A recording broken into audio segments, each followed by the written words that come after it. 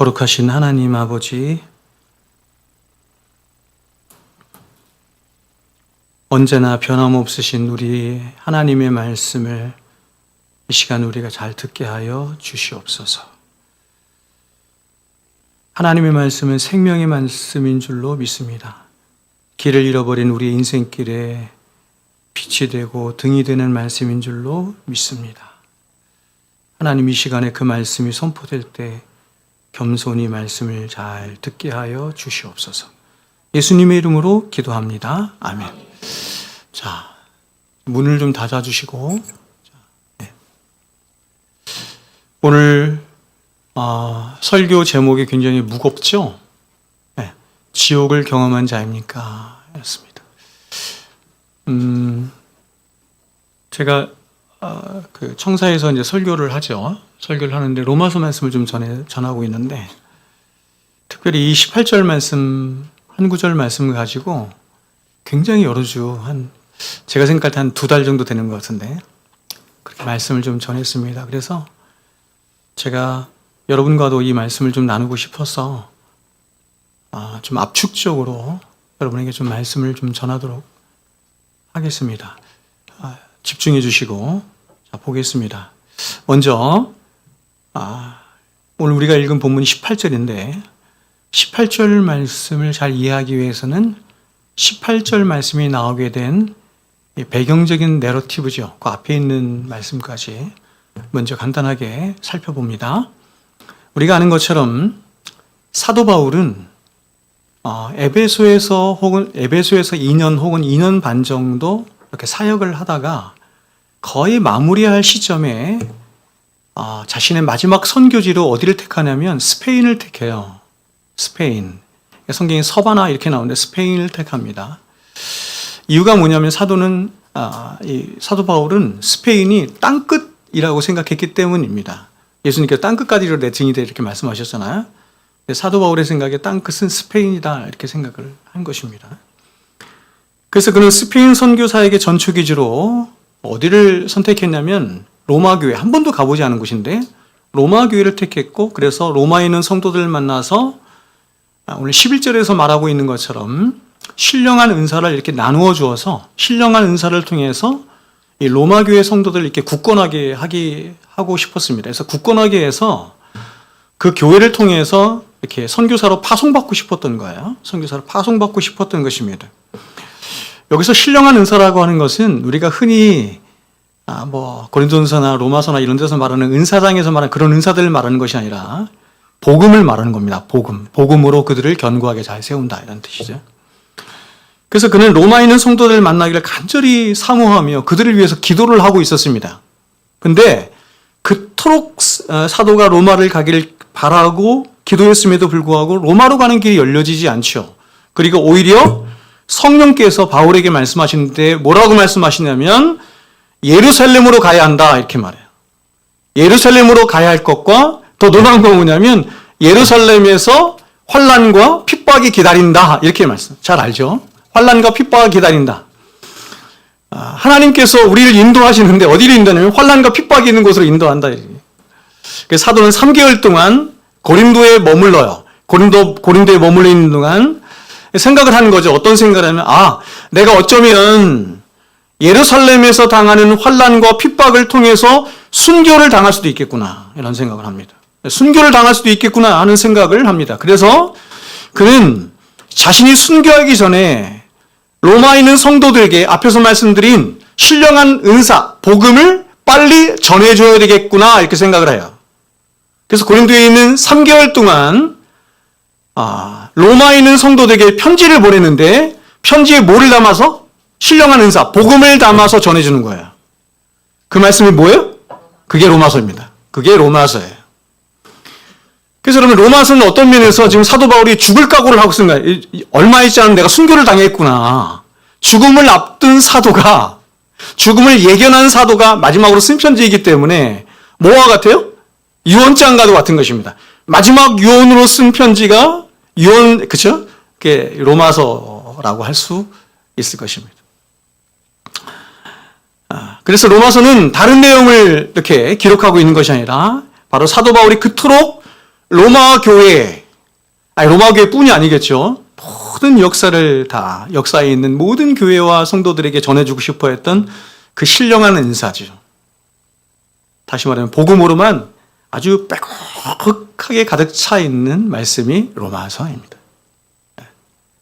그래서 많은 위대한 그 사람들이, 믿음의 사람들이 성경 66권 중에 오직 한 권만 택한다면 뭘 택하겠느냐라고 할 때 거의 대부분의 사람들이 로마서 아니면 요한복음 이렇게 말하는 거예요. 로마서 아니면 요한복음.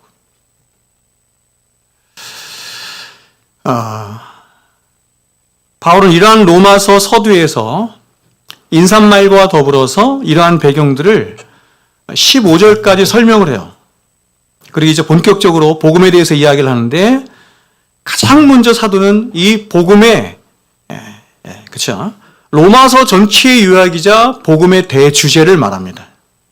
두 가식적으로 딱 말하는 거죠. 먼저 그게 16절과 17절 말씀이에요. 종교개혁이 일어나죠? 루터에 의해서. 네, 종교개혁이 일어났을 때 루터가 이신칭의 이 복음을 발견하는 거거든요. 어디서 발견하냐면 여기서 발견하는 거예요. 16절과 17절 말씀이에요. 같이 한번 읽어볼까요? 읽습니다. 시작. 내가 복음을 부끄러워하지 아니하노니 하나님의 능력이 됨이라. 먼저는 유대인에게요 그리고 헬라인에게로다. 복음에는 하나님의 의가 나타나서 믿음으로 믿음에 이르게 하나니 기록된 바 오직 의인은 믿음으로 말미암아 살리려 함과 같으니라. 자, 여러분, 로마서 전체의 핵심 내용이자 복음의 핵심 주제가 뭐냐면 그것은 바로 이미 700년 전에 하박국 선지자의 입을 통해서 말씀하신 거예요. 오직 의인은 믿음으로 말미암아 살리라. 이것입니다. 오직 의인은 믿음으로 말미암아 살리라. 여기서 오직 의인은 믿음으로 말미암아 살리라 하는 말씀을 여러분은 어떻게 해석하시겠어요?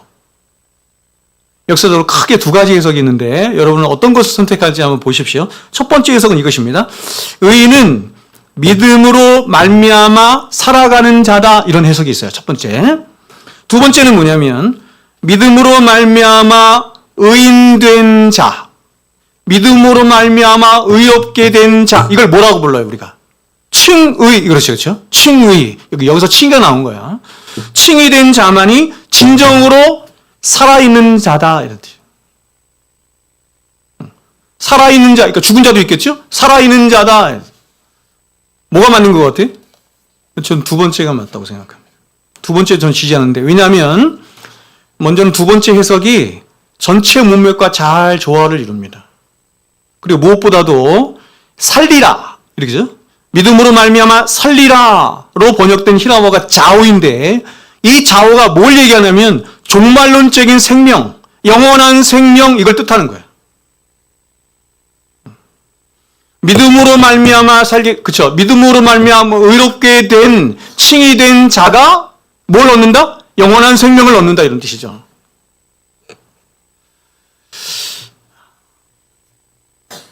저는 이렇게 한글 성경을 이렇게 볼 때 때로는 이렇게 제가 조금 이따 다시 보겠지만 빼먹는 게 굉장히 많아요. 특별히 뭐를 많이 빼먹냐면 접속사를 너무 많이 빼먹고 그리고 해석을 좀 할 때도 좀 부정확한 것들이 굉장히 많아서 원어를 살피지 않으면 이게 굉장히 어렵습니다. 그래서 여기서 이신칭의 교리가 여기서 나온 겁니다. 그러니까 로마서 전체는 오직 복음이라고 하는 한 가지 주제에 대해서만 이야기하는 말씀인데 보세요. 이 복음의 핵심에 뭐가 있어요? 이 복음의 핵심에 믿음으로 말미암은 하나님의 의가 있는 거예요. 집중해서 잘 들으셔야 돼요.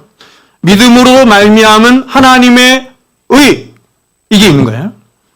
자, 그런데 사도가 이 하나님의 의 혹은 예수 그리스도의 의라고 부르거든요. 이 의를 하나님이 주셨기 때문에 하나님의 의 이렇게 부르고 예수님이 그 의를 하나님으로부터 받아냈기 때문에 예수 그리스도의 의 이렇게 불러요. 성경이 두 가지 다 얘기하는데 이 하나님의 의를 보십시오.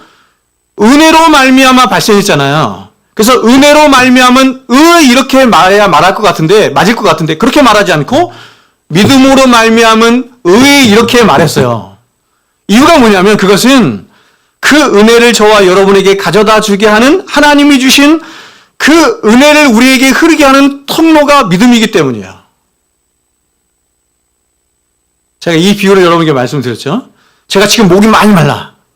그렇죠? 그럼 목을 적셔야 되죠? 축여야 돼요. 목을 축이는 건 뭐예요? 물. 죄인된 우리를 구원하는 것은 하나님의 은혜예요. 그렇죠? 은혜가 우리에게 와야 돼. 근데 그 은혜를 전달해 주는 게, 이 물을, 내 목을 축여주는 게 뭐냐면 그릇이야. 그렇죠? 이 그릇이 있어야 되죠? 이거를 믿음이라고 한다. 그래서 이 믿음으로 말미암아 믿음이 전달해 주어서 하나님의 의가 나에게 전달되었다. 그렇게 말하는 거예요. 그래서 사도가 17절에서 복음에는 하나님의 의가 나타나서 믿음으로 믿음에 이르게 한다. 또 어려운 말이 나오네요. 믿음으로 믿음에 이르게 한다. 무슨 뜻일까요? 믿음으로 믿음에 이르게 한다는 말이 교회 역사 가운데에도 굉장히 다양하게 해석이 되어 왔습니다. 근데 이 다양한 해석들을 제가 보면서 어떻게 이런 생각들을 했을까라는 생각을 했는데 한번 보세요. 어떤 신학자들은 이렇게 말했어요. 구약의 믿음에서 신약의 믿음으로. 어떤 신학자들은 율법의 믿음에서 복음의 믿음으로. 어떤 신학자들은 작은 믿음에서 큰 믿음으로. 어떤 신학자들은 현재의 믿음에서 미래의 믿음으로 이렇게 해석했어요. 그러나 이 본문은 앞뒤 문맥에 맞춰서 바로 앞에 있는 하나님의 의와 연결해서 해석해야 바르게 해석이 되는 거죠. 문맥이 가장 중요합니다. 즉 믿음으로 믿음에 이르게 한다라고 하는 것은 이런 것이에요.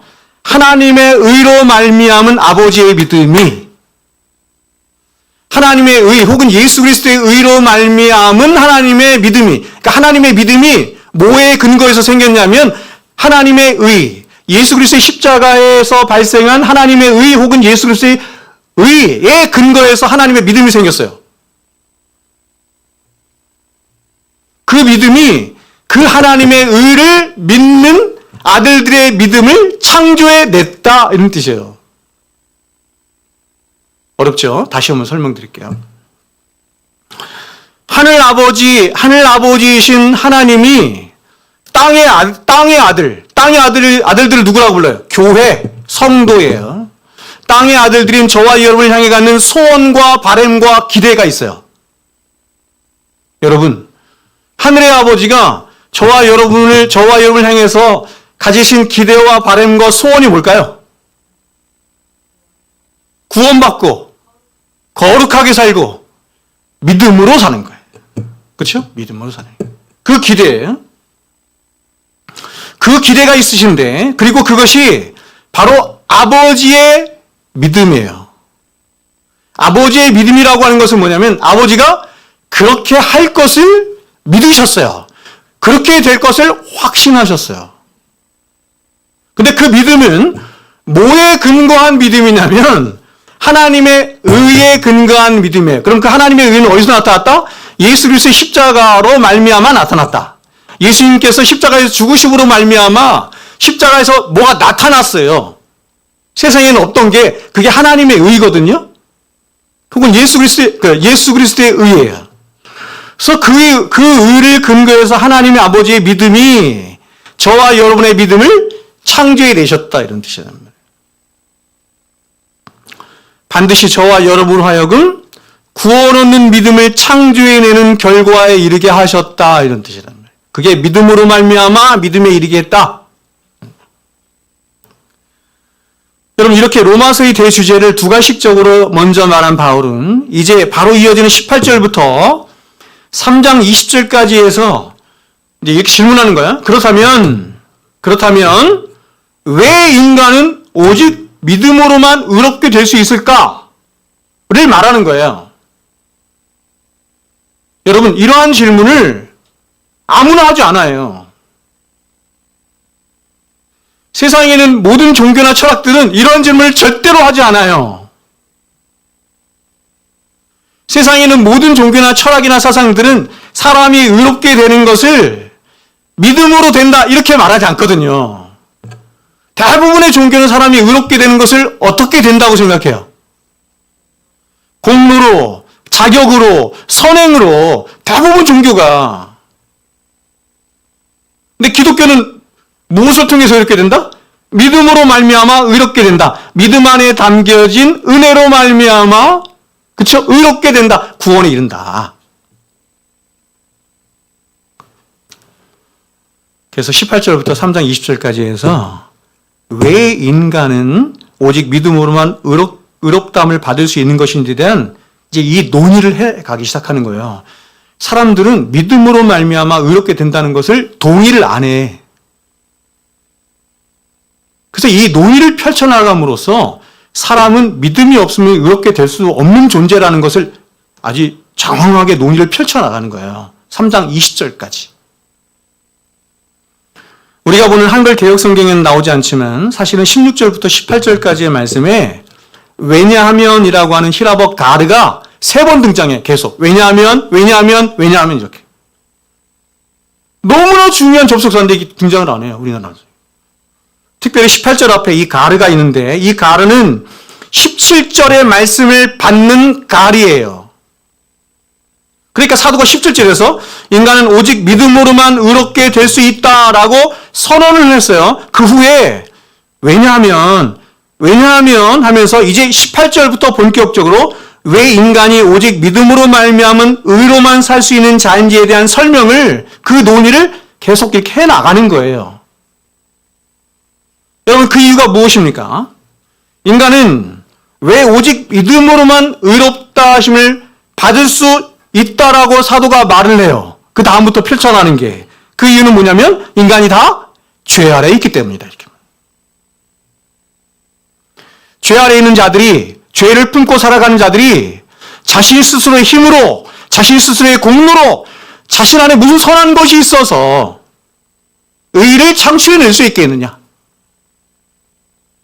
하나님이 주신 은혜로 말미암은 믿음으로만 그렇게 될 수 있는 것 아니냐? 이 논의를 펼쳐나가는 거예요.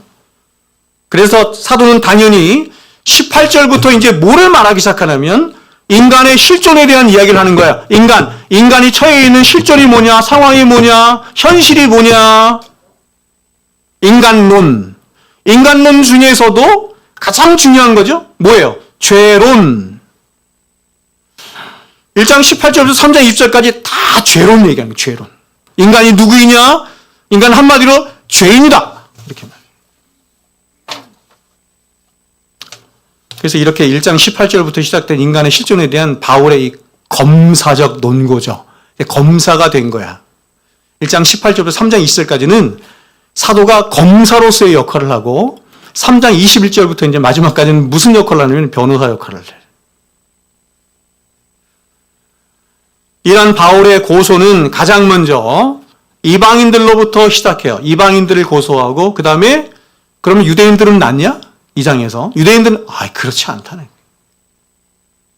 그래서 이방인이든 유대인이든 다 뭐 아래에 있다?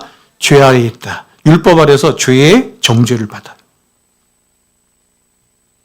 그리고 결국 이 서신을 받는 모든 사람들, 모든 역사 속에 있는 우리도 마찬가지죠. 모든 사람들을 향해서 이렇게 결론적으로 말하는 거야. 그게 3장 9절부터 19절까지. 제가 한번 읽어드릴게요. 그러면 어떠하냐? 우리는 나으냐? 결코 아니라. 유대인이나 헬라인이나 다 죄 아래에 있다고 우리가 이미 선언하니라. 성경에서 여러분 유대인, 헬라인 그러면 모든 인류를 말하는 거야. 그냥 모든 인류. 기록된 바 이미 기록이 되어 있네요. 어디에서? 시편에서. 시편 말씀을 인용하는 거예요. 기록된 바 의인은 없나니 하나도 없으며 nothing이에요. 하나도 없어. 깨닫는 자도 없고 하나님을 찾는 자도 없고 다 치우쳐 함께 무익하게 되고 선을 행하는 자는 없나니 하나도 없어요. 그들의 목구멍은 열린 무덤이요 그 혀로는 속임을 일삼으며 그 입술에는 독사의 독이 있고 그 입에는 저주와 악독이 가득하고 그 발은 피 흘리는 데 빠른지라. 파멸과 고생이 그 길에 있어서 평강의 길을 알지 못하였고 그들의 눈앞에 하나님을 두려워함이 없느니라 함과 같으니라. 우리가 알거니와 무릇 율법이 말하는 바는 율법 아래에 있는 자들에게 말하는 것이니 이는 모든 입을 막아. 율법이 없으면 죄가 죄인지를 모르거든요. 그래서 율법으로 말미암아 모든 입을 막고 온 세상으로 하나님의 심판 아래 있다는 것을 누가 알려줘요? 누가 깨닫게 해줘요? 율법이 그렇게 한다. 자, 무슨 말이냐면 율법이 없는 이방인이든 율법을 자랑하는 유대인이든 모든 인류는 그가 지은 죄로 말미암아 보세요. 결론이에요. 하나님의 진노 아래 있다. 하나님의 진노 아래 있다. 이게 결론이에요. 그러면 지금 사도가 1장 18절부터 3장 20절까지 해서 그토록 장황하게 인간의 죄된 실체에 대해서 고발하고 그래서 하나님의 진노에서 피할 수 없는 비참한 인간의 실존에 대해서 3장 20절까지 그렇게 장황하게 이야기한 이유가 뭐예요? 로마서가 3장 20절까지만 있으면 로마서는 세상에서 가장 무서운 책이야. 그렇지 않아요?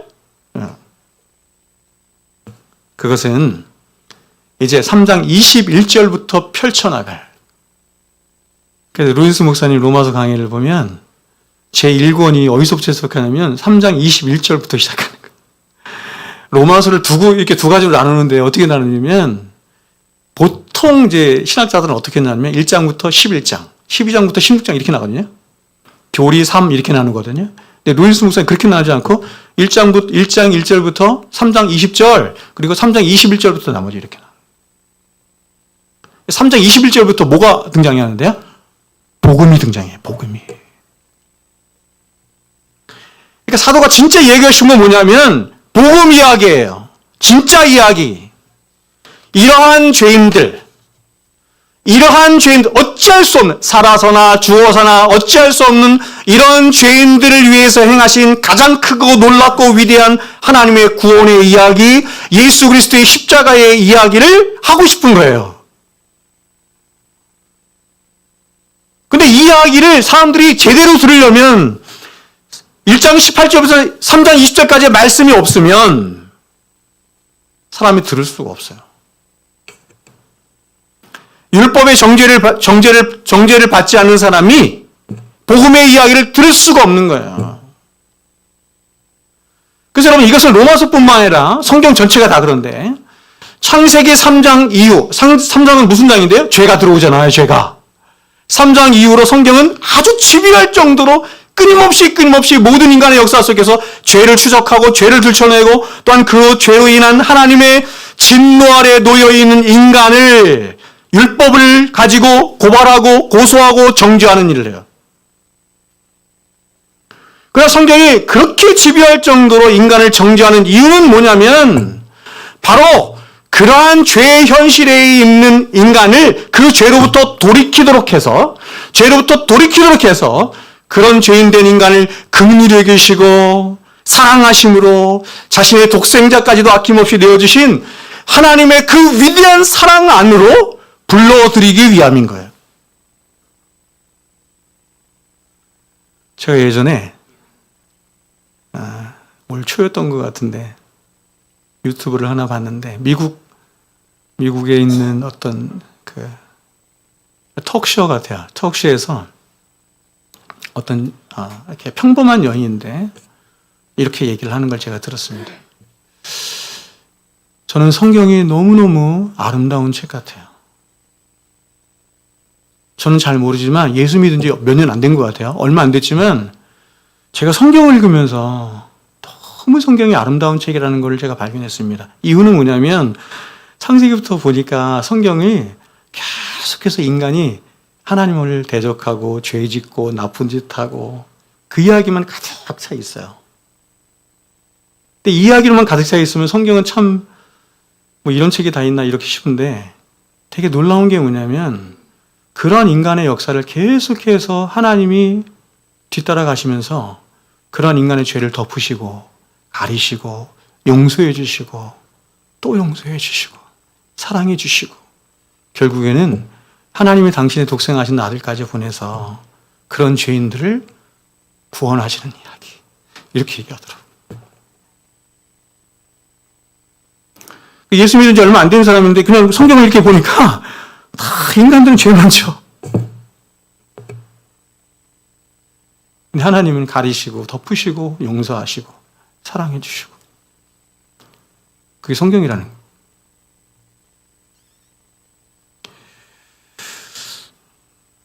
예전에 우리 딸 여기 사랑교회 있죠. 우리 딸이 저에게 물었습니다. 제가 이랬습니다. 하나님은 너무너무 귀하신 하나님이다.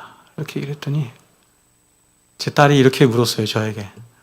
아빠는 지금까지 예수님 믿으면서 한 번도 하나님 앞에 서운한 마음을 가진 적이 없어요. 이렇게 물었어요. 제가 얘기했어요. 한 번도 없다. 정말 한 번도 없어요. 하나님을 생각하면 그저 죄송하고 송구스럽고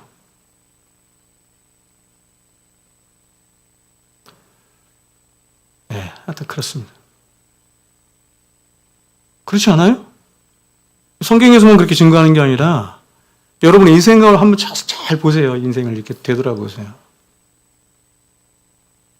모든 나쁜 짓, 죄, 더럽고 우리는 다 양 같아서 그릇 행하여 그런 건 다 내가 한 거야.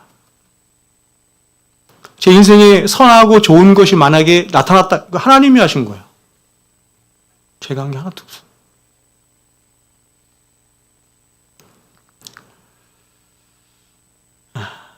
그러면 이러한 로마서 전체적인 그림 속에서 자, 오늘 18절 말씀은 어떤 위치를 차지하고 있는 것인지 또 같이 봅니다. 18절 말씀 같이 읽어볼게요. 시작. 하나님의 진노가 불의로 진리를 막는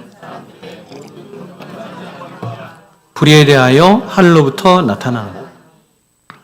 자, 이제 바울이 18절부터 본격적으로 인간의 죄에 대해서 고발하는 거예요. 검사의 역할을 자처했습니다. 즉 바울이 인간이 처한 가장 긴급하고 비참한 현실을 먼저 얘기하는 거예요. 그렇죠? 사람들은 인생을 살아가면서 나는 이것이 중요해. 이게 급해. 나는 이 문제를 빨리 해결해야 돼. 여러 가지를 얘기하는데 사도 바울은 그런 거 아니다. 모든 인생들을 향해서 너희가 처해 있는 가장 긴급하고 중대한 문제가 있으니 그것은 너희가 하나님의 진노와 심판 아래 있다는 것이다. 그걸 깨닫는 거다. 이게 얘기하는 거예요. 바울은 이러한 인간을 하나님의 진노 아래에 있는 인간을 표현했는데 뭐라고 표현했냐면 이렇게 표현했어요. 불의로 진리를 막는 사람들 이렇게 표현했어요. 불의로 진리를 막는 사람들.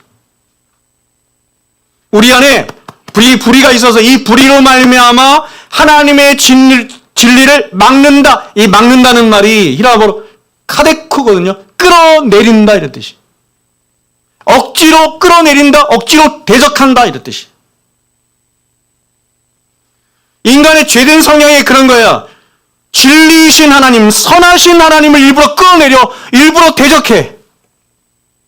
모든 인류가 다 그렇다는 거야. 모든 인류가 불의로 진리를 막는 사람들 이런 뜻. 그렇다면 불의로 진리를 막는 사람들, 즉 모든 인류가 하나님을 향해서 가진 죄목은 무엇입니까? 죄목.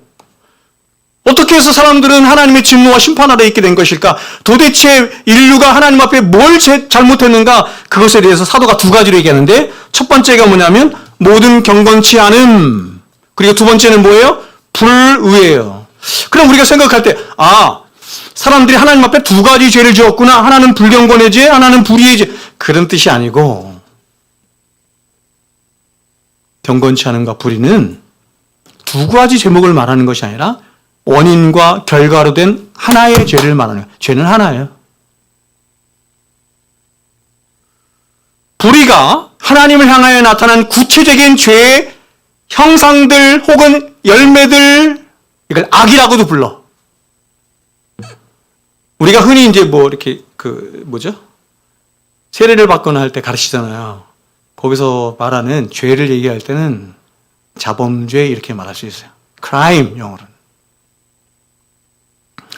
경건치 않음은 뭐냐면 그 구체적인 죄들을 우리의 행동과 삶으로 짓도록 하는, 지을 수밖에 없도록 하는 죄의 원인이에요. 영어로는 sin. 원죄라고도 하겠죠. 원죄하고는 좀 다른데. 따라서 죄의 본질 혹은 죄의 진수가 뭐냐면 죄의 진수가 뭐냐? 그건 불의가 아니에요. 불경건이에요. 그러면 사람들이 여기서 질문을 할 겁니다. 왜 사도는 그러한 죄의 진수를 불경건이라고 표현했을까? 그렇죠. 왜냐하면 보통 사람들은 경건, 불경건에 대한 어느 정도의 이해가 있거든. 근데 그런 이해로 생각하면 왜 이걸 불경건이라고 표현했을까? 이렇게 표현할 수 있을 거 아니에요. 생각할 수 있을 거 아니에요. 그러니까 여러분이 제가 늘 말씀드리지만 성경을 여러분이 대할 때 성경을 이렇게 국어사전에 이렇게 펴놓고 하면 안 된다고. 전혀 다른 의미예요. 국어사전에 말하는 경건의 의미와 성경에 말하는 경건의 의미가 완전히 다르고 불경건도 완전 달라. 불경건으로 표시된 아세베리아니에요. 히라버로. 근데 이게 부정불변사 부정어예요. 부정불변사 아와 예배하다, 하나님을 경배하다라고 하는 의미를 가진 세보마이가 합쳐진 게 아세바리에. 무슨 뜻이에요? 하나님을 예배하지 않아, 하나님을 믿지 않아, 하나님을 경배하지 않아. 이게 불경건이에요. 하나님을 예배하지 않고 하나님을 경배하지 않는 죄의 성향이 우리 안에 있는 거예요. 즉 불경건이란 바로 하나님을 경외함으로 하나님을 예배하고 하나님의 영광을 위하여 살도록 피조된 인간이 그렇게 피조됐어요. 인간은 하나님을 사랑하고 하나님을 경외하기는커녕 오히려 그 하나님을 대적해, 자신을 창조하신 하나님을 대적해, 더 나아가서 자신을 하나님의 자리에까지 계속해서 올려놓으려고 해요. 그런 성향이 불경건이에요. 이어지는 불의는 뭐냐면 이러한 경건치 않음의 결과로서 있게 된 악의 총체 혹은 부도덕한 삶의 총체를 말하는 것입니다. 그러므로 이 불경건의 반대가 되는 유세베이야, 이게 경건이거든요. 한 끗 차이죠. 불경건과 경건이. 아세베이야, 유세베이야. 하나만 다르네. 이 경건이라는 말 또한 보통 사람들이 생각하는 것처럼 말이나 행동을 바르게 하거나 조심스럽게 하는 것을 경건 이렇게 말하지 않고, 경건의 가장 본질적인 의미는 뭐냐면 이것입니다. 하나님과의 관계가 바르게 설정되어 있는 상태, 이렇게 말하는 거예요. 그게 경건이에요. 너 경건하게 살아? 이 얘기는 뭐냐면 하나님과 바른 관계 가운데 살아, 이런 뜻이에요. 다시 말해서 하나님과의 바른 관계는 어떤 관계예요? 제가 늘 말씀드리죠. 하나님과의 바른 관계, 창조의 원리죠. 절대 의존의 관계. 하나님은 하나님이시고 나는 피조물. 절대 의존의 관계. 근데 사람은 이걸로 부족해요. 절대 의존의 관계, 이걸로 부족해. 하나님은 하나님이시고 나는 피조물, 이걸로는 부족해. 왜냐하면 인간은 하나님의 형상으로 빚은 너무나 존귀한 존재이기 때문에. 그래서 절대 의존의 관계란, 혹은 경건한 관계란 이렇게 말할 수 있어요. 하나님은 하나님이시고 나는 피조물인 것과 더불어서 하나님과 나와의 관계를 사랑이라는 말 외에는 다른 어떤 것으로도 규정할 수 없는 아주 독특하고 특별한 관계예요. 인격적인 관계. 그거를 경건의 관계, 이렇게 말하는 거예요. 누구만 그래요? 인간만. 세상의 어떤 피조물도 하나님과 그렇게 사랑의 인격적인 관계로 있지 않아요. 물론 하나님은 하나님의 사랑으로 세상의 모든 만물을 먹이시고 입히시고 하세요. 그러나 인격적으로 대하진 않아요. 유세베이아는 이거거든요. 좋게 바르게 의미를 지닌 접두사 그렇죠? 아까 아였죠, 그렇죠? 유와 예배하다, 경외하다, 경배하다 이 의미를 지닌 세보마이가 합쳐져서 이런 뜻이에요. 하나님을 올바르게 공경하고 하나님을 바르게 예배하는 어떠한 상태, 이게 경건이에요. 그러니까 여러분, 이 경건이라는 말은 하나님이 인간을 창조하신 최초의 상태를 말하는 거죠. 하나님이 인간을 창조하셨어요. 하나님의 형상을 입혀 창조하셨거든요. 그 사람과 그렇게 창조해서 그런 관계 속에 함께 사랑의 관계 속에 절대 의존의 관계 속에 하나님은 하나님이시고 나는 피조물인 관계 속에 사람이 그런 관계 속에 하나님이 주시는 생명과 은혜를 받아들이며 살기를 원하신 거예요. 그게 창조의 상태예요. 그러니까 하나님은 당신과 당신이 지으신 저와 여러분 사이에 보세요. 그 어떤 것도 낄 수 없어. 부모님들 조심하셔야 돼. 뭘 조심해야 돼? 하나님과 내 자식 사이에 내가 끼려고 하면 안 돼. 하나님과 성도된 여러분 사이에 목사가 끼려고 하면 안 돼. 누구도 껴서는 안 돼. 아주 특별하고 개인적이고 인격적으로 여러분이 하나님과 특별한 관계를 갖길 원하세요. 누구도 껴서는 안 돼. 그게 하나님이 여러분에게 원하시는 하나님과 여러분의 관계.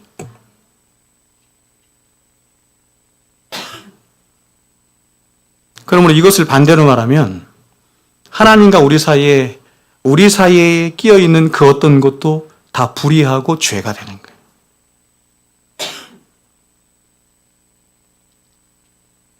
저는 부모님들 가운데 많이 봤어요. 특히 제가 부목사 생활하면서 많이 봤어요. 하나님과 그 아이 사이에, 그 자녀 사이에 껴서 자기 참견해. 자기가 주관하려고 해, 인생을. 불의한 겁니다. 여러분, 기독교 신앙의 궁극적인 목적이 바로 여기에 있어요. 경건에 있어요. 경건. 경건에 이르기를 힘쓰라. 그리고 인간이 이 경건의 상태에 있을 때 인간은 가장 사람다워, 하나님이 창조하신 사람다워, 가장 가치로워, 가장 복돼, 가장 아름다워, 가장 안전해요. 근데 인류는 하나님이 정해주신 이렇게 복되고 영광스러운 무슨 상태? 경건의 상태를 스스로 떠났어요. 스스로 떠나서 하나님처럼 되고자 하는 길을 택했어요. 그리고 그런 인간에 대한 하나님의 공의가 발현이 됐어요. 그렇게 하나님을 떠난 죄를 범한 인간을 향해서 하나님의 공의가 발현됐어요. 근데 그 공의가 발현되는데 뭐로 나타나냐면 하나님의 진노와 심판으로 나타났다. 성경은 이런 하나님의 심판이 끊임없이 영원토록 이어지는 상태를 뭐라고 불러요? 지옥. 무섭네요. 감옥에 1년 가는 것도 2년 가는 것도 아니야. 영원토록.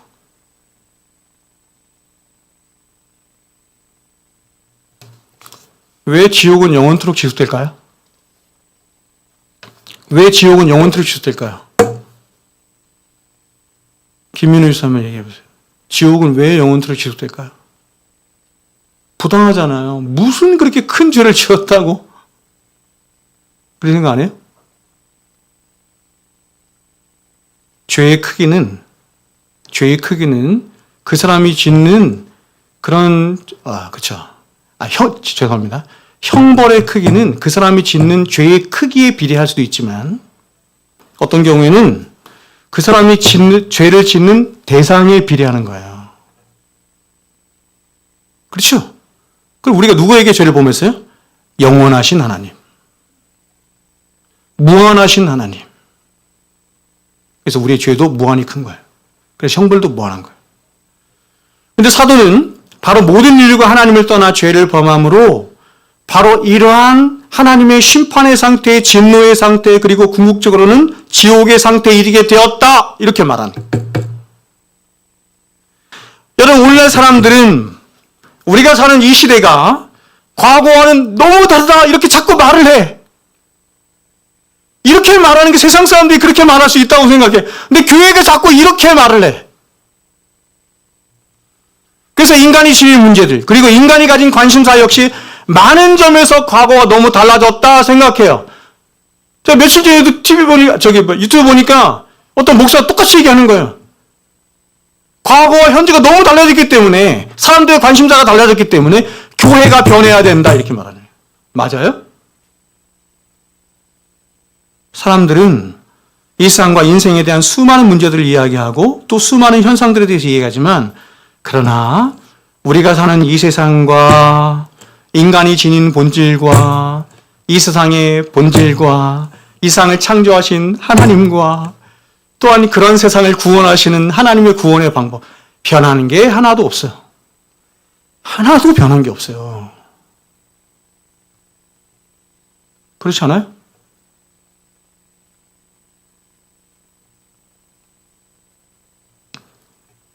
저는 오늘날 사람들을 볼 때 어떤 생각을 지울 수가 없냐면, 초대교회 사람들이 구원받는 것과 오늘날 사람들이 구원받는 것은 무의식중에 다르다고 생각하는 거야. 그러니까 그때는 막 생명을 걸고 믿었죠? 그때는 그렇게 믿는 사람이 순결한 믿음이고 구원받는 믿음이다 이 생각. 오늘날은 시대가 이렇기 때문에 이런 시대에는 요 정도 구원의 수준만 가져도 하나님의 구원받은 백성이 이렇게 생각하는 사람들이 굉장히 많은 거예요. 하나님이 변하셨나요? 우리의 죄가 변했나요? 우리를 죄인된 인간을 구원하시는 하나님의 방법이 바뀌었어요? 변한 거 하나도 없어요. 우리가 사는 이 세상은 여전히 한 번도 바뀐 적이 없어요. 빛보다 어두움을 더 사랑해. 인간은 여전히 죄 아래에 있고 그 죄의 영향력에서 한순간도 벗어난 적이 없어. 그리고 이 죄로 말미암아 인간은 사망의 그 아래에 놓여 있을 뿐만 아니라 하나님의 진노와 심판 아래에 놓여 있어요. 변한 게 하나도 없어요. 그러므로 인간에게 있어서 늘 가장 크고 시급하고 중대한 문제는 뭐냐면 다른 문제들이 아니야. 사람들은 자꾸 다른 이야기를 해. 인간관계가 문제예요. 교육을 받지 못한 게 문제예요. 내가 지금 직장이 없는 게 문제예요. 자꾸 그런 것들을 얘기해. 그렇지 않고 모든 인간의 역사에서 항상 모든 인간에게 가장 큰 최고의 시급하고 중대한 문제는 뭐냐면 인간성 자체의 문제예요. 인간성 자체의 문제라고 할 수 있는 죄의 문제와 그 죄로 인해 받게 될 하나님의 진노와 하나님의 심판. 그 사도는 복음을 말하기에 앞서서 이러한 인간의 실존인 죄의 문제와 그 죄가 초래한 심판과 형벌에 관한 문제를 먼저 이야기하므로 그러한 인간의 비참한 실존에 저와 여러분이 직면하여 알고 깨달으며 그 죄로부터 반드시 돌이키기를 원하는 것입니다. 그렇지 않으면 죽는다.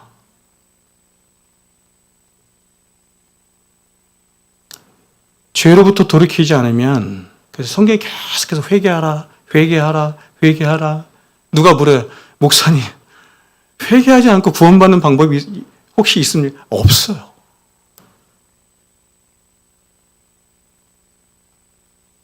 여러분 회개하셨어요?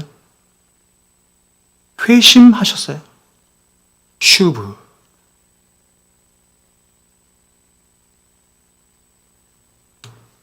예전에 프란시스코 교황 생각나시나요? 지금 교황 아니죠. 프란시스 교황이 지옥이 없다는 말을 해서 세상을 떠들썩하게 만들었습니다. 교황이 2020년 3월 29일 발행된 이탈리아 일간지 라 레푸블리카에 따르면 프란치스코 교황은 이 신문 창립자인 에우제니오 스칼파리와의 인터뷰에서 이렇게 말을 했습니다. 그게 캐톨릭이에요. 들어보세요. 죽음 이후에 참회한 영혼은 신의 용서를 받고 그의 응시 범위에 합류한다. 구원받는다 이런 뜻이죠. 반면에 참회하지 않는 사람은 용서받을 수 없고 마지막에 앞권이에요. 사라진다. 사라진다는 말은 소멸된다 이런 뜻이에요.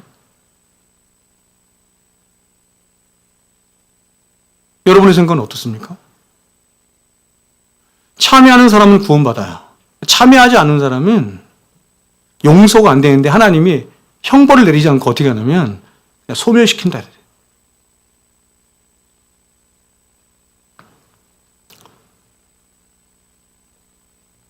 여러분은 어떻습니까?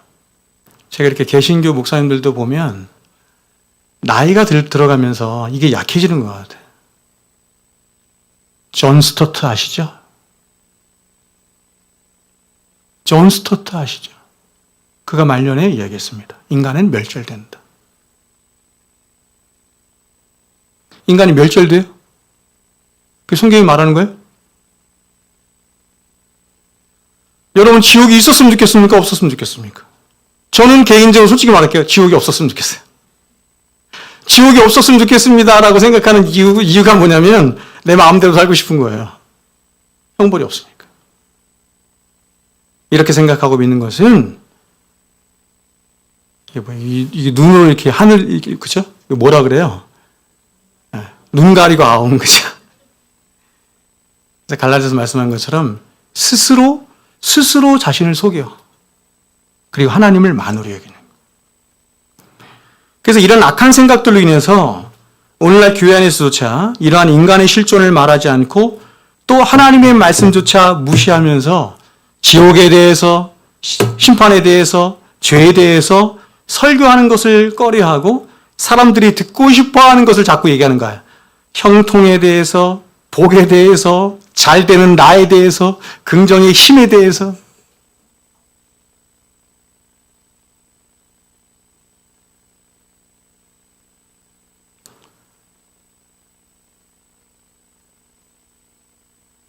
제가 이렇게 가끔 유튜브나 이런 데 설교를 듣거든요. 여러 목사님들 무작위로 들어요. 지옥 설교하는 거 거의 못 들어본 것 같아요. 지금 생각이 안 나요. 아니, 그냥 죄에 대해서도 설교하는 것도 거의 제가 들어본 적이 없는 거예요. 그래서 사람들은 점점 더 말씀이 희미해져 가므로 이제 더 이상 어떻게 되냐면 지옥의 존재도 믿지 않아. 지옥의 존재도 믿지 않을 뿐만 아니라 지옥의 형벌에 대해서도 별로 두려워하지 않게 됐어요. 미국의 한 대학 강의에서 교수가 물었습니다. 학생들을 대상으로 물었어요. 여러분은 하나님의 존재를 믿습니까? 질문이에요. 하나님의 존재를 믿습니까? 50% 이상이 손을 들었어요.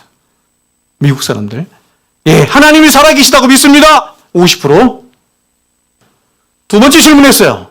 뭐라고 그러냐면, 그러면 지옥이 있다고 믿으십니까? 똑같은 진리인데 두 번째 질문을 했더니 50%가 5%로 떨어졌어. 5%만 믿어. 하나님은 믿는데 하나님이 만드신 지옥은 안 믿는 거야. 여러분, 지옥을 하나님이 만들었을까요? 어떤 사람은 그렇게 얘기하더라고. 사탄이 만들었대. 하나님이 만드셨어요.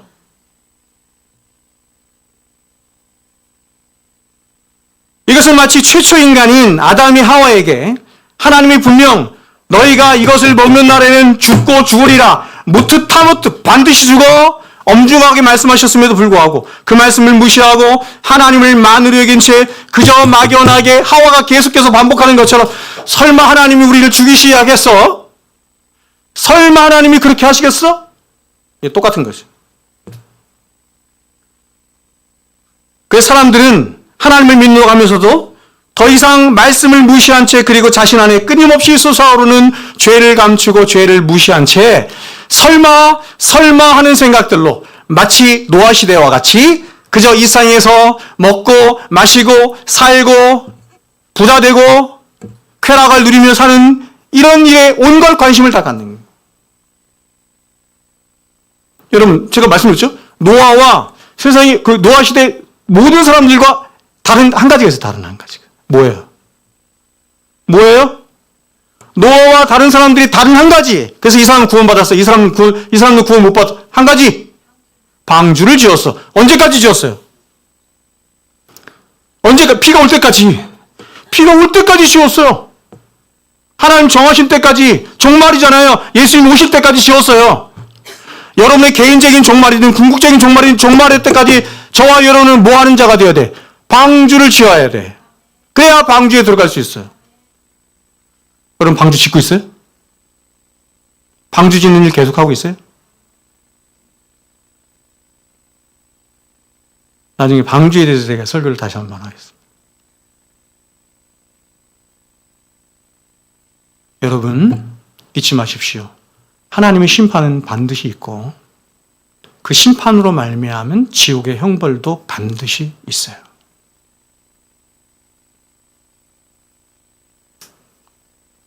이것은 너무나 명백합니다. 왜냐하면 제가 몇 가지 이유를 말하고 싶은데 가장 먼저는 뭐냐면 하나님이 우리에게 구원의 선물로 주시고 계시의 말씀으로 주신 성경이 온통 이 심판과 지옥에 관한 말씀으로 가득 차 있어. 그런 이야기들로 가득 차 있어. 저는 이해를 할 수가 없는 게 뭐냐면 이런 거예요. 성경은 다 지옥과 심판에 관한 이야기들로 가득 차 있는데 목사들이 이 이야기를 하질 않아. 또한 이 세상을 구원하기 위해서 오신 예수님이 누구보다도 가장 많이 하신 말씀이 뭐냐면 심판과 지옥이에요. 너무 놀라운 게 뭔지 아세요? 신약성경에서 예수님이 사랑에 대해서 많이 말씀하셨을까요? 지옥에 대해서 많이 말씀하셨을까요? 지옥이 더 많습니다. 놀랍죠? 그 사랑이 많으신 우리 예수님이. 그리고 우리 안에서 구원을 일으키시고 구원을 적용하여 주시는 성령님, 그 성령님 요한복음에 보면 이 세상에 오신 목적이 우리를 구원하기 위해서야. 그렇죠? 우리를 구원하기 위해서 오신 성령님이 세상을 향해서 하시는 일을 요한복음에 뭐라고 하냐면 이렇게 했어요. 죄에 대해서, 의에 대해서, 심판에 대해서 세상을 책망하기 위함이다. 이렇게 말했어요. 성령님이 우리 안에서 하시는 가장 많은 일들 중에 하나가 뭐냐면 지옥에 대해서 증거하시는 거예요. 절대 지옥 가지 말라고. 죄에 대해서 경고하시는 거예요. 무엇보다 만일 천국과 지옥이 없다면 선과 악을 심판하시는 하나님의 공의는 다 무너져. 또 공의가 무너지면 대속의 십자가도 아니 하나님의 영광 자체가 다 무너져. 결국 기독교는 아무것도 안 남아 싸구려 종교가 되는 거예요. 그러니까 여러분 지옥이 없다. 요게 기독교가 말하는 많은 교일 중에서 아주 일부 요거 하나 무너져 이게 아니라 지옥이 무너지면 이게 순차적으로 하나씩 다 무너지는 거예요.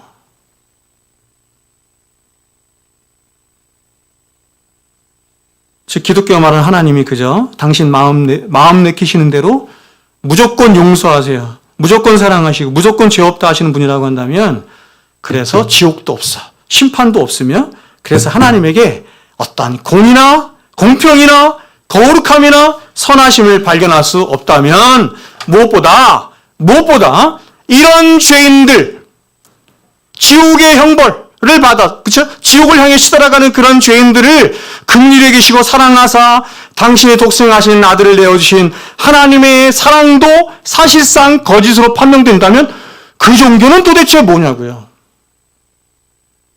지옥이 없다 이렇게 말하면 이게 다 무너지는 거예요. 기독교는. 여러분 저는 지금이라도 천국과 지옥이 없다는 것이 진실로 밝혀졌어요. 목사 그만두겠습니다. 신앙도 버리겠습니다. 저의 인생의 목적은 여기 있지 않아요. 이 땅에 있지 않아. 이 땅에 있지 않아요. 제가 믿는 것은 이 땅은 장망성이라고 믿어. 장차 망할 도성이라고 믿어. 그쵸? 요한계시록이 3번 반복해요. 무너졌도다, 무너졌도다, 무너졌도다. 3번. 삼성송이라고 하는데 성경에 삼성송 몇 번 등장 안 해. 엄청 강조하는 거죠. 무너져요. 반드시 뭐가? 바벨론이야. 무너져요. 세상은.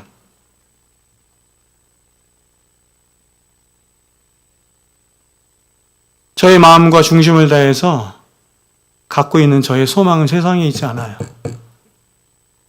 보이지 않는 하나님의 나라에 있어요. 천국에 있어요. 그렇다면 왜 사람들은 그토록 심판이나 지옥에 관한 말씀에 그 마음과 양심이 무뎌진 것이며 또한 죄를 죄로 여기지 않을 뿐만 아니라 그 죄에 대한 심판하시는 하나님을 두려워하지도 그 하나님을 향한 어떤 관심도 두지 않는 것일까? 그것은 이렇습니다. 잘 들어보세요. 사람들은 말씀을 통해서든 혹은 자신의 양심을 통해서든 어떤 형태로든 지옥을 보거나 경험하지 못했기 때문이에요. 제가 여러분에게 경험을 엄청 중요시하게 생각하죠? 말씀드리죠? 사람은 본 것만큼 경험한 만큼만 살거든요. 여러분은 말씀을 통해서든 양심을 통해서든 그렇죠? 하나님 주신 은혜의 수단을 통해서든 지옥을 봤어요? 지옥을 경험해 똑같아요. 여러분은 왜 천국을 사모해? 아, 거기에 내 본향이라는 걸 어떻게 알아? 경험했으니까 아는 거 아니에요. 그럼 천국 경험했어요? 그래서 그거를 내 인생에서 가장 소중한 가치로 생각하고 그 천국을 향해서 나는 소망하며 달려가요? 마찬가지 지옥도 경험해야 야 정말 무슨 일이 있어도 난 지옥은 가면 안 되겠구나.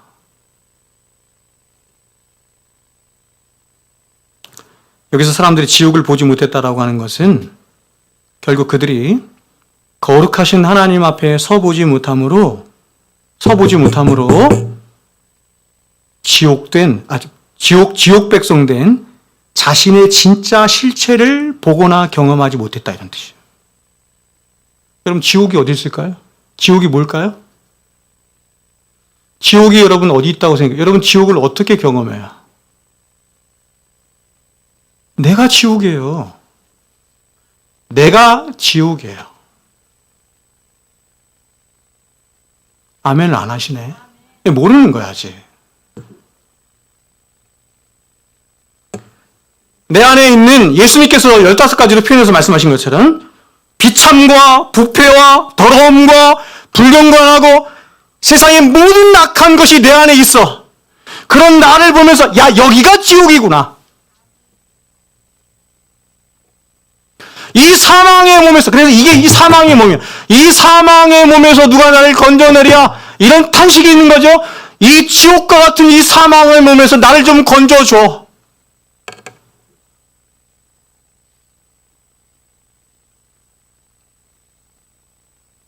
그런 경험 해보셨어요?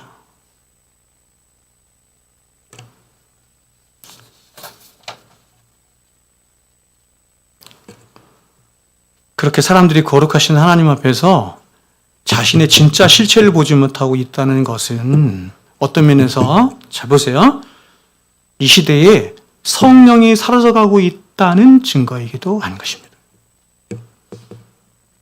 왜냐하면 당연하죠. 사람이 하나님 앞에서 자신의 실체를 보고 그래서 회개하는 심령을 가질 수 있는 것은 더 나아가서 자신 안에 있는 지옥, 그쵸? 그냥 내가 지옥이구나 라고 하는 것을 볼 수 있는 것은 누가 보여줘요? 성령이 보여주시거든요.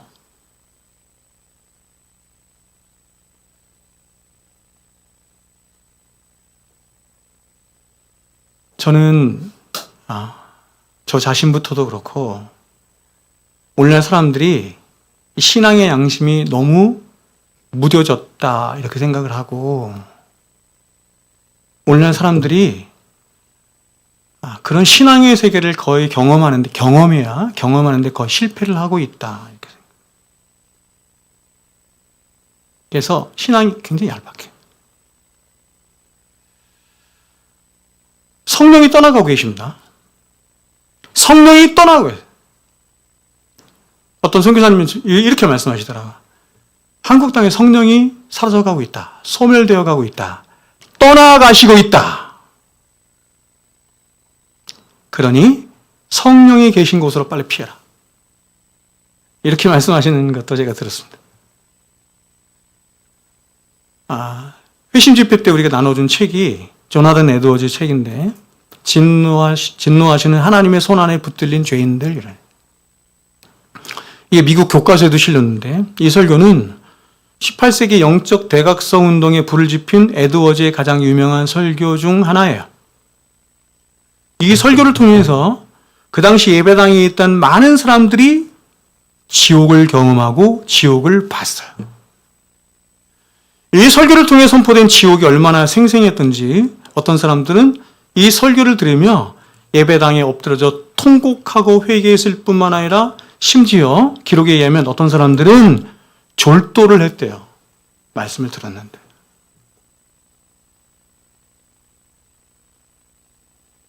더 놀라운 게 뭐냐면 이 당시 에드워즈 목사님이 지옥 설교를 하는데 어떻게 설교를 했냐면 아주 굉장히 지독한 근시거든요. 이분이. 눈이 안 보여. 설교를 어떻게 했냐면 한 손에 이렇게 등불을 들고 한 손에 원고를 들고, 원고 굉장히 길잖아요, 그거. 원고를 이렇게 들고 이렇게 읽어내라. 그러니까 저처럼 막 소리 지르고 막 난리친 게 아니라 이렇게 읽어내라는 거예요. 그런데 예배당 안에 은혜가 충만하고 성령이 충만하자 사람들이 그 설교를 듣고 막 나뒹구는 거예요. 지옥을 경험한 거예요. 지옥을 본 거예요. 이 시대에 성령이 떠나가고 계십니다. 저는 오늘날 이 시대의 가장 심각한 문제 중에 하나는 바로 강단을 책임진 저를 포함한 수많은 목사들이 성도된 여러분들에게 생생한 지옥의 현장을 보여주지 못하는 것에 있다 이렇게 생각해요. 계시의 말씀인 성경이 저와 여러분에게 가장 1차적으로 나타나며 보여주기를 원하는 현장이 지옥이에요. 계시의 말씀인 성경이 저와 여러분에게 십자가를 보여주기 전에 먼저 보여주기를 원하는 것이 지옥이에요. 사실 십자가의 현장에도 지옥이 있어요.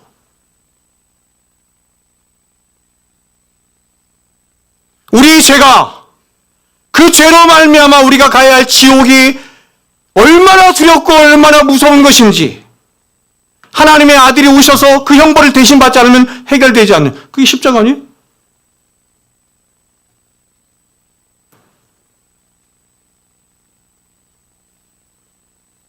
그래야 사람들이 그 지옥의 비참함과 무서움을 경험하며 그 지옥을 피할 수 있는 예수 그리스도의 십자가로 나아갈 수 있는 것인데, 근데 말씀을 맡은 목사들이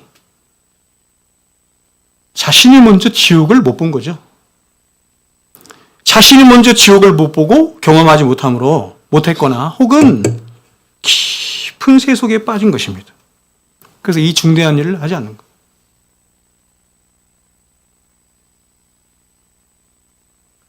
지옥을 보지 못하게 하는 것은 우리 안팎에 두 가지 원인이 있어요.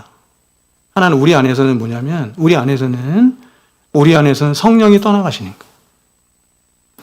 우리 밖에서는 어떤 원인이냐면, 밖에서 뭐가 들어온 거예요. 그걸 보지 못하도록. 뭐가 들어왔어요? 세상이 들어온 거예요. 세속이 들어왔어요. 세상과 세속의 중요한 특징이 뭐냐면, 세상과 세속이 하는 가장 중요한 일은 뭐냐면, 눈을 가리는 것입니다.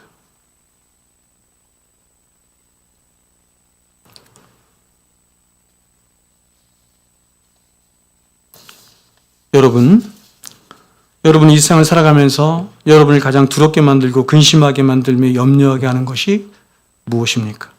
경제적 어려움입니까? 아니면 직장에서 남들처럼 보란듯이 승진하지 못하는 것입니까? 아니면 병들고 쇠약해져가는 여러분의 건강 문제입니까? 그렇다면 여러분은 아직도 여러분의 인생에 가장 시급하고 중대하며 큰 일이 무엇인지 보지 못한 사람입니다. 오늘날 사람들은 이러한 문제들을 해결받기 위해서 교회에 찾아와요. 자꾸 이런 인생의 문제를 해결받기 위해서 교회에 찾아오곤 하지만, 그리고 그러한 문제들이 해결되지 않을 때 얼마든지 사람들은 교회를 떠나곤 하지만, 그러나 교회는 겨우 그러한 인생의 문제들을 해결해 주기 위해서 존재하거나 혹은 그러한 문제들에 관심을 두고 있는 것이 교회가 아니에요. 저는 교회가 문화센터를 하거나 공부방을 하거나 이런 거 무조건 반대야. 왜 그런 거를 해요? 교회는 사람들로 하여금 인생의 가장 절실하고도 시급한 문제인 바로 죄의 문제에 직면하도록 하고, 그 죄를 해결하실 수 있는 하나님 앞에 서도록 해서 그 죄를 고치고 예수 그리스도의 십자가의 보혈로 고치고 치료함으로 전혀 새로운 피조물이 되도록 하고 새로운 생명을 지닌 하나님의 백성이 되도록 하는, 천지가 개벽하는 일을 하도록 하는 것이 교회입니다. 이 일은 경찰서가 못해, 정치인들이 못해, 세상 누구도 못해. 교회만 할 수 있어요. 이 세상의 어떤 것들이 여러분에게 무엇입니까? 그런 것들이 과연 하나님의 백성된 저와 여러분에게 뭘 할 수 있어요? 무슨 해를 끼칠 수 있어요? 무슨 두려움을 줄 수 있어요? 성경은 못한다고 말해요. 성경은 이에 대해서 우리들에게 이렇게 말한단 말이에요. 누가 우리를 그리스도의 사랑에서 끊으리요? 환난이나 곤고나 박해나 기근이나 적신이나 위험이나 칼이랴? 기록된 바 우리가 종일 주를 위하여 죽임을 당하게 되며 도살당할 양같이 여김을 받았나이다 한 것 같은 일. 그러나 이 모든 일에 우리를 사랑하시는 이로 말미암아 우리가 넉넉히 이기느니라. 못하는 이유가 뭐냐면 그분이 우리를 사랑하시거든요. 그 사랑이 역사하거든요. 내가 확신하노니 사망이나 생명이나 천사들이나 권세자이나 현재들이나 장래일이나 능력이나 높음이나 깊음이나 다른 어떤 피조물이라도 우리를 우리 주 그리스도 예수 안에 있는 하나님의 사랑에서 끊을 수 없느니라. 이게 우리죠. 이게 우리예요. 이 세상의 어떤 것도 우리를 하나님의 사랑에서 끊을 수 없습니다. 그러나 만일 하나님이 우리를 향해서 내가 너와 함께 하지 않으리라 하면 우리는 끝장나는 거예요. 제일 무서운 거예요. 무서운 건 돈이 없는 게 무서운 게 아니라 질병이 걸리는 게 무서운 것이 아니라 죽는 게 무서운 것이 아니라 가장 무서운 건 뭐냐면 내가 너와 함께 하지 아니하리라. 나의 신이 너와 함께 하지 아니하리라. 우리가 그토록 좋아하고 추구하며 따라하는 이 세상의 모든 복과 자랑과 평과 형통은 내가 너와 함께 하지 아니라 하는 순간 곧 거짓이 되어 우리 앞에 나타나는 것입니다. 그러므로 하나님이 내리시는 모든 심판 중에 가장 큰 심판이 뭐냐면 하나님이 우리의 재물을 흩으시거나 거두어 가시거나 우리의 건강을 잃게 하시는 것도 우리의 마음을 어렵게 하고 고통스럽게 하는 어떤 인생의 질고도 절대로 아닙니다. 오히려 하나님 백성들은 이러한 모든 일들을 겪으면서 이러한 역경들을 겪으면서 고난 속에서 자신을 구원하시는 하나님의 능력을 맛보고 은혜를 경험함으로 새 노래로 위대하신 하나님을 더 찬양하게 되죠? 그게 시편 40편 아니에요. 그건 뭐냐면 하나님이 인생들을 향해서 내리시는 가장 크고 두려운 심판은 나의 신이 너와 함께 하지 않겠다. 그래서 우리가 성경을 보면 이 세상에 죄악이 가득 차서 더 이상 하나님이 참으실 수 없어. 하나님의 인내가 끝이 나서 더 이상 참으실 수 없으셨을 때 하나님은 가장 큰 심판을 예고하셨는데 죄악이 가득 차서 그죠? 죄악이 가득 차서 이제 하나님이 심판을 예고하셨는데 그 예고를 항상 성경은 이렇게 말합니다. 다시는 나의 신이 너희와 함께 하지 아니하리라. 즉 죄에 대한 하나님의 최상의 진노는 바로 인간들을 떠나시는 것이며 인간들을 자신의 본성대로 또 자기 죄를 따라 살다가 결국 멸망에 이르도록 그냥 내버려 두시는 것이죠. 따라서 우리는 여기서 복음의 진수를 보는데 그것은 바로 죄의 비참함, 죄의 파괴력, 죄의 능력이 바로 그것입니다. 즉 죄라는 것은 우리 인생들에게 가장 무섭고 큰 하나님의 진노와 심판을 불러오는데 그것은 바로 우리로 하여금 하나님으로부터 우리를 어떻게 해요?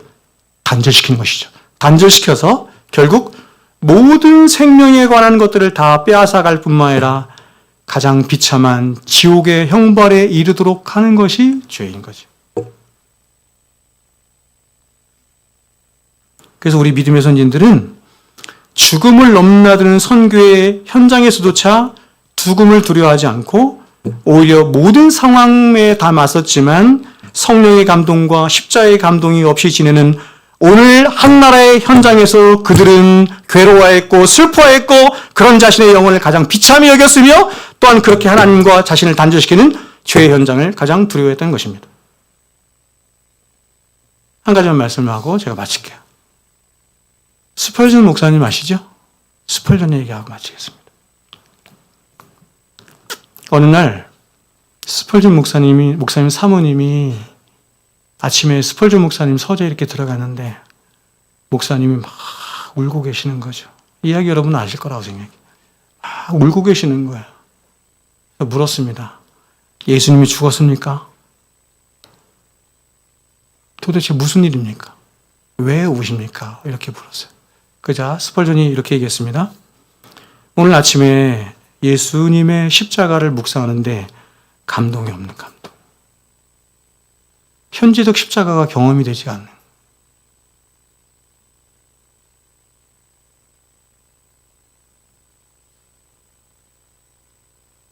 십자가가 감동되지 않는 자신 때문에 너무 슬퍼서 괴로워서 울고 있다. 이렇게 말했습니다. 아무렇지도 않죠? 우리는 아무렇지도 않아. 감동이 없어도 아무렇지도 않아. 제가 늘 말씀드리지만 청교도들은 아침에 십자가가 아침에 자신에게 감동으로 오지 않으면 하루를 시작을 안 했대요.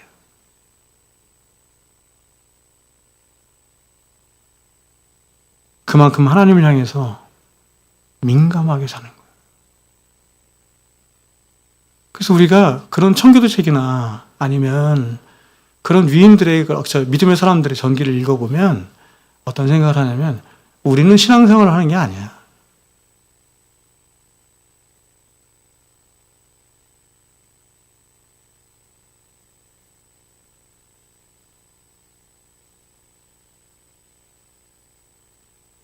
저와 여러분 안에 거룩한 불만족이 있었으면 좋겠습니다.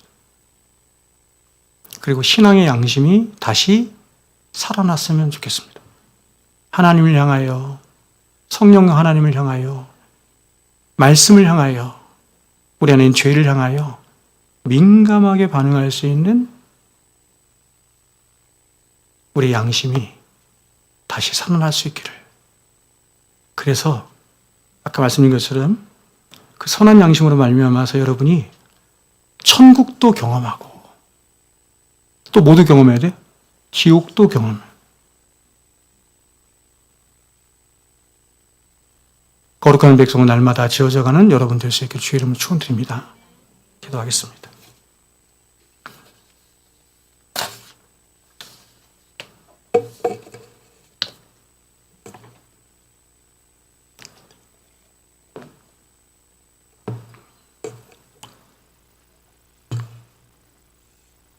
거룩하고 복되신 우리 하나님 아버지,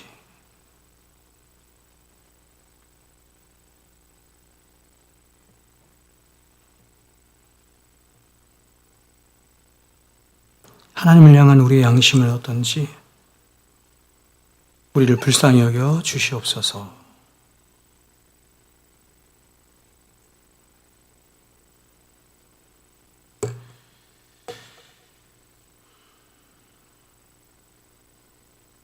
이 악한 시대를 살아가고 있는 우리를 긍휼히 여겨 주셔서 절대로 이 악한 세상에 파묻히지 않게 도와주시고 지배당하지 않게 도와주시고, 그러기 위해서는